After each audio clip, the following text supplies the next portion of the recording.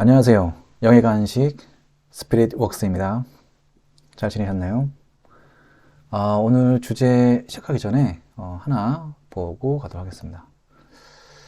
여러분, 이 사진 보시면 어떠세요? 이 사진 보면서 역시 우리 예수님, 응? 마귀랑 맞짱을 뜨시네? 뭐 이런 생각 드시나요? 저는 이 사진을 보면서 너무 화가 나가지고 몸둘 바를 몰랐습니다. 우선 내가 왜 화가 났는지 말씀 구절 하나 보고 오시도록 하겠습니다. 자, 욥기 1장입니다. 하루는 하나님의 아들들이 와서 여호와 앞에 섰고 사단도 그들 가운데 왔는지라. 여호와께서 사단에게 이르시되 내가 어디서 왔느냐? 사단이 여호와께 대답하여 가로되 땅에 두루 돌아 여기저기 다녀왔나이다. 대충 이 말씀만 봐도 이 위기의 질서가 보이지 않으신가요? 질서, 하늘의 질서 보이지 않으신가요? 자, 여러분 딱 하나님이 보좌에 계시잖아요. 보좌, 아주 멋진 보좌. 예? 뭐 우리가 상상도 못할 어떤 보좌에 있으실 거예요. 제가 그림을 잘못 그리는데 이게 뭐 왕자의 게임에 나오는 것보다 더 멋진 보좌에 싹 계셔. 다 계실 거란 말이에요. 그리고 이제 우편에 이제 또 예수님도 계실 것이고, 그러면 이제 하나님의 아들들이 뭐 여기 서 있을 거 아니에요. 이렇게. 예? 그러면은 사단도 여기 참여하는 거 참 웃기게 한데 이렇게 있을 거란 말이에요. 예? 보좌에 앉으신 이 하나님, 그리고 예수님, 사단이 여기 있어. 예? 그런데 이 사진에서 지금 보세요. 예수님과 이 사단이 뭐 하고 있죠? 지금 겸상을 하고 있어요. 말도 안 되는 거죠. 예수님, 우리의 구세주. 사단도 신이죠. 무슨 신? 비영신. 그렇기 때문에 이 비영신은 예수님과 겸상을 못 합니다. 이 사진은 아주 미혹이 가득한 사진입니다. 여러분 이런 사진 보시고 우리 예수님 멋져 이러면 안 돼요. 예? 전혀 성경적이지 않다. 아주 저를 이제 화나게 했던 사진입니다. 네, 각설하고 오늘의 주제 진리의 속성과 사단의 전략에 대해서 오늘 함께 나누고자 합니다. 우선 이 진리의 속성이 나타난 말씀들 빠르게 보시겠습니다. 요한복음 14장 6절 예수께서 가라사대 내가 곧 길이요 진리요 생명이니 나로 말미암지 않고는 아버지께로 올 자가 없느니라. 사실 이 문장 하나면 진리의 속성은 끝이 나죠. 그래도 계속 보겠습니다. 요한복음 16장 13절 그러하나 진리의 성령이 오시면 그가 너희를 모두 진리 가운데로 인도하시리니. 에베소서 4장 21절 진리가 예수 안에 있는 것 같이. 자, 예수께서 가라사대 내가 곧 길이요 진리다. 예수가 곧 진리시죠. 그리고 성령도 곧 진리고요. 요한복음 17장 17절 저희를 진리로 거룩하게 하옵소서. 아버지의 말씀은 진리니이다. 이 말씀은 이제 예수님 하신 건데 요한복음 1장 14절에서 보신 것처럼 말씀이 육신이 되어 우리 가운데 거하심에 우리가 그 영광을 보니 아버지의 독생자의 영광이요 은혜와 진리가 충만하더라. 요한복음 17장 17절에 나와 있는 아버지 말씀 자체가 예수님이시죠. 자기 자신을 지칭하시면서 이제 진리니이다 라고 하셨습니다. 그리고 갈라디아서 5장 17절 육체의 소욕은 성령을 거스리고 성령의 소욕은 육체를 거스리라니 이 둘이 서로 대적하므로 너희의 원하는 것을 하지 못하게 하려 함이니라. 아까 성령도 진리의 성령이라는 말씀 들으셨죠? 즉 삼일체의 그 원리 가운데 진리의 속성이 곧 하나님의 속성인 것을 우리는 알 수 있습니다.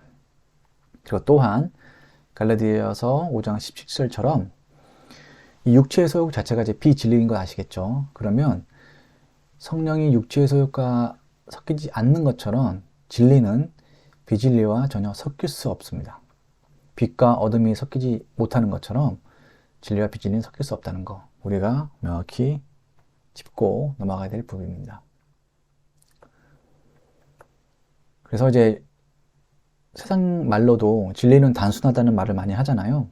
정말 하나님께서 아주 단순하게 우리에게 계시를 해주셨어요. 진리는 정말 복잡한 게 아니라 너무 단순하게 우리에게 계시를 해주셨습니다. 그래서 진리인지 아닌지 이 진리를 구분하는 이 방법은 정말 딱 이진법밖에 없습니다. 다 아시다시피 진리냐 비진리냐 이 기준으로 보겠습니다. 예수 그리스도가 빛이기 때문에 빛과 어둠이냐, 또한 그 진리에 순종하던가 불순종하는가. 우리 순종이 당연히 하나님 앞에 진리겠죠. 그리고 아까 나온 성령의 소욕대로 살아가던가 육체의 소욕대로 살아가던가. 갈라디아서 2장 20절 십자가의 나를 못 받고 죽음으로써 예수 그리스도로 살던가 내가 살아서 지옥으로 죽던가. 둘 중에 하나입니다. 정말 재밌는 게 여러분 부부에서도 이 진리의 구분법이 적용되는 거 아시나요? 부부는요 촌수가 무촌입니다. 무촌은 촌수가 없다는 거거든요. 부모도 일촌이요 자식도 일촌입니다. 생판 모르는 남이 만나서 촌수가 없는 하나가 되는 거. 하지만 헤어지면 바로 남이 되는 그런 원리가 있죠. 우리가 신랑 되신 하나님과 우리 신부된 우리가 있잖아요. 하나님과 관계가 무촌인 정말 모든 것이 되던가 하나가 되어서 모든 것이 되던가 아니면 남이 되던가 이 둘밖에 없습니다. 그래서 이 진리는 우리가 진리에 맞게 산다는 것은 all or nothing 밖에 없습니다. 진리가 모든 것이 되던가 그 외의 것들은 전부 다 nothing의 영역입니다. 아무것도 아닌 겁니다. 이 신랑과 신부의 관계에서처럼 둘이 하나가 돼서 모든 것이 하나가 이룩하든지 아니면 아예 관계가 없는 nothing의 관계가 되는 것입니다. 왜냐하면 진리 되신 하나님이 그 자체로 완전하시잖아요. 그 때문에 진리도 그 자체로 이미 완전 무결하기 때문에 뭔가 더해지거나 뭔가 타협을 봐야 되거나 이런 게 없습니다. 하나님의 말씀은 진리고 그 진리대로 모든 것이 완벽하다. 실제로 이 진리의 속성을 나누시면서 무슨 초등학교 수업 시간도 아니고 이렇게 생각하셨잖아요. 근데 정말로 실제로 이것을 믿는 사람이 아주 극소수입니다. 그런지 아닌지 계속 볼게요. 이 진리를 비틀기 위해서 사단이 가장 쉽게 그리고 아주 자주 들고 나오는 계략이 있습니다. 바로 정, 반, 합의 원리거든요. 정은 아시다시피 다 이제 우리 하나님의 진리겠죠. 반은 그 진리에 반대되는 개념을 가지고 옵니다. 그러면 정과 반을 섞어서 하나의 합의된 의견을 도출하자는 것이 바로 사단의 계략입니다. 자, 여기 선이 있는데요.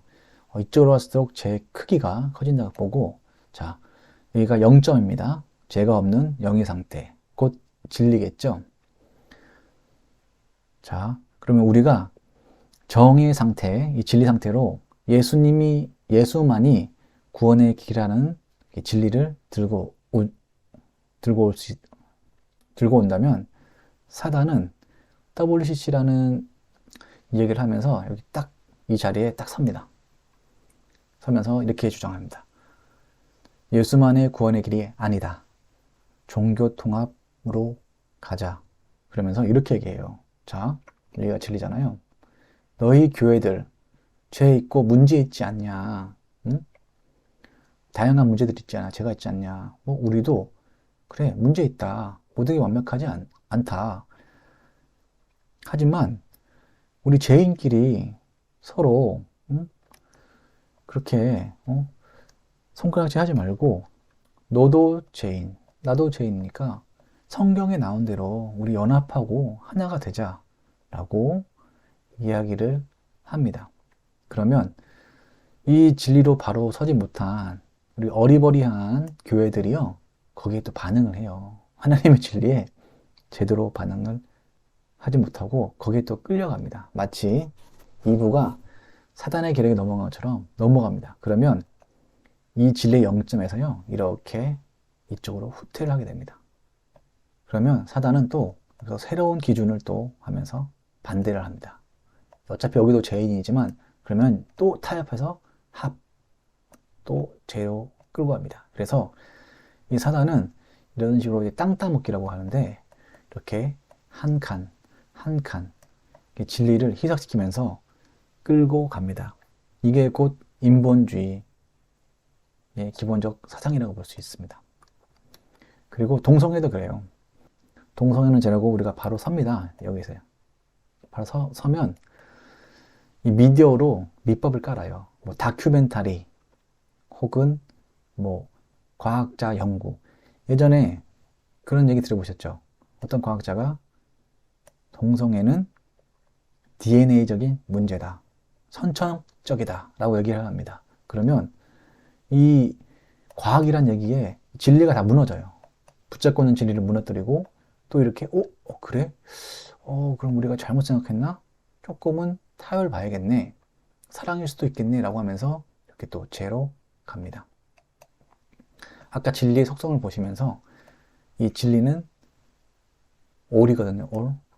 이 진리 안에 서지 않으면 이 진리를 벗어난 여기 모든 것들은 다 nothing입니다. nothing. 아무것도 아닌 것들. 그렇기 때문에 우리가 진리에 선다는 것은 그 진리를 내 모든 것으로 받아들이는 그런 자세가 필요합니다. 즉 진리는요, 그라데이션이 없다. 회색지대가 없습니다. 그래서 실제로 우리가 진리의 연합이라고 불러야 된다면 바로 이런 방법으로밖에 될 수 없습니다. 뭐 연합이니 뭐 사랑이니 뭐 개념이 너무 다 틀렸는데 우리가 진리로 이렇게 굳건하게 바로 섰다면 죄악된 사람들이 어떤 이야기를 갖고 와요. 뭐 과학이네 뭐네. 하지만 우리가 진리로요, 타협이 일절 없이 계속 서 있으면 이 사람들이 의아하게 여깁니다. 어떤 피해, 어떤 불이익을 받으면서도 진리에 굳건하게 서 있잖아요. 그럼 이 사람들이 오히려 의문이 들어요. 정말 저것이 정답이 아닐까? 하면서 오히려 이 죄에 있던 사람들이 한 칸씩 진리로 다가옵니다. 그래서 인본주의적인 연합이 아니라 이 진리의 연합은 진리로의 종속입니다. 진리 안으로 다 들어오는 것이지 우리 진리가 이 세상의 메시지, 바벨론 문화의 메시지에 타협하는 게 아닙니다. 그래서 이 타협하지 않는 진리의 태도를요, 사실은 세상의 빛과 소금이라고 할 수 있습니다. 그냥 하나님이 주신 그 말씀, 그 진리를 붙들고요, 세상에 포진하는 것 자체가 바로 세상의 빛과 소금의 역할입니다. 그러니까 중요한 거는 빛이 빛답기 위해서, 소금이 소금답기 위해서는 결코 비진리와 타협하지 않고 내가 어떤 피해를 보든 내가 어떤 불이익을 보든 그 진리를 꾹 붙잡고 진리로 서 있는 모습을 보여주는 거거든요. 그래야 소금이 짠맛이 있는 것이고 빛이 충분히 밝아서 그 주변의 어두움을 비출 수 있는 것입니다. 진리를 받아들인다는 거는 진리가 나의 모든 것이 되거나 아무것도 아니거나 이 두 가지 선택밖에 없거든요. 이거는 진리가 전부가 되는 삶이 아니라면 사실은 아무것도 아닌 것과 똑같습니다. 진리가 전부인 삶은요, 나를 십자가에 못 박아 죽고 예수 그리스도로 사는 삶입니다. 즉, 예수 그리스도로만 산다는 것은 이 마음속에 있는 우상을 다 제거한 삶이거든요. 그래서 예수님이 1순위인 삶을 말하는 것입니다. 그래서 제가 112 프로젝트에서 1순위로 섬기자는 게 그냥 한 게 아니라 실질적으로 진리만이 나를 이끄는 그런 삶을 표현한 부분입니다. 그런데 우리가 많이 속는 경우가 있어요. 이렇게 보면 우리 삶에 어떤 순위가 있을 거예요. 여기가 1순위, 여기가 2순위, 얘가 3순위 있거든요. 근데 하나님을 섬길 때 하나님 그 예수 그리스도가 우리의 1순위, 이 예수님께서 우리의 1순위가 아니면 2순위부터는요 nothing입니다. nothing. 하나님과 함께하는 삶이 아닙니다. 사람들은 너무 악해가지고 여기가 1순위고 여기가 2순위하면 심지어는 스스로 1.5순위도 만듭니다. 하나님을 1.2순위로 섬깁니다. 그러면 이렇게 섬기면서 내 진짜 1순위는 따로 있으면서 우상을 이미 두고 있으면서도 이렇게 하면서 자기 자신을 속이는 겁니다. 이런 것들이 우리 마음속에 있는지 조명을 해봐야 됩니다. 우리가요, 정말 진리를, 내가 진리로 받아들일지, 사람들을 속일 수 있지만, 또 심지어 나 자신을 속일 수도 있지만, 하나님은 속일 수 없거든요. 그렇기 때문에 우리가 정말 진리를 따라 살지 결단이 필요한 순간입니다. 그래서 이 결단의 질문 한번 드려보도록 하겠습니다. 하나님, 순종할 수 있습니다. 그리고 순종해 왔습니다. But, 그러나 이것만은 절대 안 돼요. 이 일만은 절대 못 해요. 여러분들에게 이런 게 있나요? 아마 여러분들도 각자 순종해왔던 것이 있을 거고 순종할 수 있다고 스스로 말하고 믿고 계실 겁니다. 그런데 만약 여러분 마음속 깊은 곳에서 하나님, 내가 순종을 다 할 수 있는데 이것만은 정말 안 될 것 같아요. 이 일만은 절대 못해요. 이런 게 있으신가요? 이 질문에 답이 나오시면요, 그게 여러분의 우상입니다. 또한 저의 우상인 겁니다. 절대 안 되는 것. 하나님, 다 할 수 있지만 이것만 절대 못할 것 같다.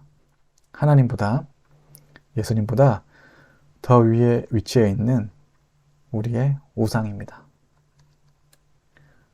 그러면 이런 질문들이 성경에 나와 있을까요? 나와 있지 않을까요? 나와 있는데 그 중에 하나를 같이 보시겠습니다. 마가복음 10장 17절에서 22절입니다. 예수께서 길에 나가실새 한 사람이 달려와서 꿇어앉아 묻자오되, 선한 선생님이여, 내가 무엇을 하여야 영생을 얻으리이까? 예수께서 이르시되, 내가 어찌하여 나를 선하다 일컫느냐? 하나님 한 분 외에는 선한 이가 없느니라. 내가 계명을 안 하니 살인하지 말라, 간음하지 말라, 도둑질하지 말라, 거짓 증거하지 말라, 속여 취하지 말라, 내 부모를 공경하라 하였느니라. 여짜오되, 선생님이여, 이것은 내가 어려서부터 다 지키었나이다. 예수께서 그를 보시고 사랑하사 가라사대, 내게 오히려 한 가지 부족한 것이 있으니 가서 내 있는 것을 다 팔아 가난한 자들을 주라. 그리하면 하늘에서 보화가 내게 있으리라. 그리고 와서 나를 쫓으라 하시니, 그 사람이 재물이 많은 고로 이 말씀을 인하여 슬픈 기색을 띠고 근심에 막 하니라. 자, 여러분 하나씩 좀 짚어볼게요. 이 한 사람이 달려와서 묻죠. 그 묻는 질문이 영생에 대한 질문이에요. 영생. 영생에 대한 질문.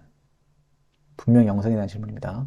그래서 예수님께서 내가 계명을 안 해, 보시면 딱 나와 있죠. 10계명에 대해서 말합니다.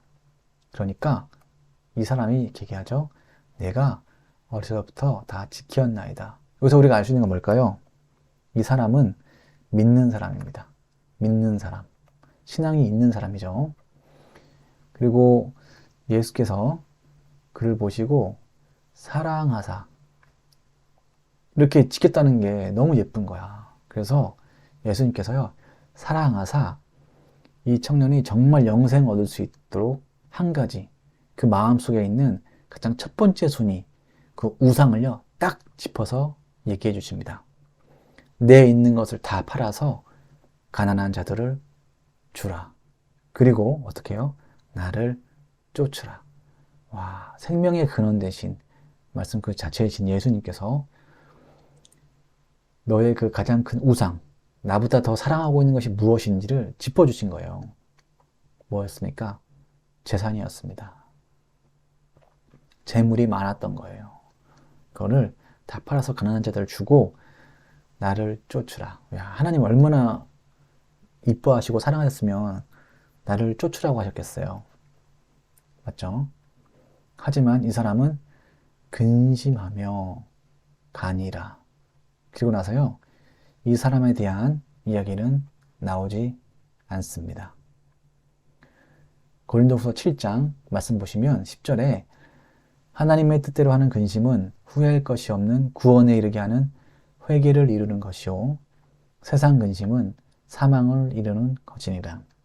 하나님께서요, 다른 구절에서는 이 사람이 청년으로 나오는데 이 청년에게 회개에 이르는 근심을 딱 던져주십니다. 그런데 이 청년의 반응은 회개에 이르는 근심이 아니라 세상 근심으로 결국 믿음에서 떠납니다. 여러분, 믿는 사람입니다. 믿는 사람. 이 믿는 사람이 과연 영생을 얻었을까요? 너무나도 중요한 질문입니다. 내 마음속에 1순위가 무엇이냐? 네가 진정으로 붙잡고 있는 1순위가 무엇이냐? 나보다 더 위에 두고 있는 그 우상이 무엇이냐? 하나님께서요, 명확하고 확실하게 이것을 우리에게 짚어주시길 원합니다. 이 시간 그것이 너무나도 중요합니다. 우리가 신부단장을 한다고 하면서 말세를 버틴다고 하면서 이게 정리가 안 된 상태에서는요, 그 어떤 것도 헛된 준비일 뿐입니다. 내 마음에 있는 우상을 확실히 조명받고 그것을 회개하지 않으면 어떤 준비도요, 다 거짓된 준비, 내 스스로를 속이고 있는 준비밖에 되지 않습니다. 그러면 첫 번째 우상되는 거를요, 어떻게 이겨낼 수 있을까요? 그 다음에 답까지도 예수님께서 말씀해 주십니다. 이어서 나오는 말씀이거든요. 마가복음 10장 23절부터 27절. 예수께서 둘러보시고 제자들에게 이르시되 재물이 있는 자는 하나님의 나라에 들어가기가 심히 어렵도다 하시니 제자들이 그 말씀에 놀라는지라. 예수께서 다시 대답하여 가라사대 얘들아 하나님의 나라에 들어가기가 어떻게 어려운지 약대가 바늘기로 나가는 것이 부자가 하나님의 나라에 들어가는 것보다 쉬우니라 하신대. 제자들이 심히 놀라 서로 말하되 그런즉 누가 구원을 얻을 수 있는가 하니 예수께서 저희를 보며 가라사대 사람으로는 할 수 없으되 하나님으로는 그렇지 아니하니 하나님으로서는 다 하실 수 있느니라. 하나님 앞에서 그 우상이 무엇인지 조명하는 것도 예수님의 은혜로 할 수 있고요. 그 우상에서 극복하는 것도요, 사람의 힘이 아니라요, 하나님의 능력과 은혜로 성령님의 조명하심과 이겨냄으로 우리가 다 할 수 있게 되는 겁니다. 자, 이 순간 우리가 대충 넘기지 말고 정말 내 안에 있는 우상이 무엇인지 예수님 안에서 성령님의 조명 안에서 그것을 조명을 받고 또 그것을 이기는데 성령의 이끌림에 따라서 성령의 소욕에 따라서 이길 수 있기를 정말 소망합니다. 여러분, 이것만은 절대 안 돼요. 이 일만은 절대 못해요. 여러분에게 어떤 것입니까? 이 결단의 질문은요, 영생을 위한 질문입니다. 거기다가 신부단장의 기본 자세를 묻는 질문입니다. 우리가 마지막을 준비하면서 육적 준비보다는 영적 준비가 가장 중요하고요. 이 영적 준비를 준비할 때 가장 중요한 핵심 포인트는 바로 이것입니다. 하나님이 내 마음에 진실되게 1순위이신지 혹은 하나님 이것만은 할 수 없습니다. 이것만은 절대 포기할 수 없습니다. 하는 게 있든지. 의외로 이런 건 참 단순할 수도 있습니다. 내가 뭐 좋아하는 사람일 수도 있고요. 내가 즐기고 있는 세상 문화일 수도 있고요. 심지어 유튜브일 수도 있고요. 넷플릭스일 수도 있고요. 혹은 사랑하는 자녀일 수도 있고요. 너무나도 각자 사람마다 다르거든요. 그것을 이 시간이 끝나시더라도 정말 곰곰이 하나님 앞에 물어보시고 조명받아서 거듭나시는, 진실로 하나님을 1순위로 섬길 수 있는, 진리를 1순위로 섬길 수 있는 그런 분들이 우리 모두가 되기를 정말 진심으로 기도합니다. 감사합니다. 스피릿웍스였습니다.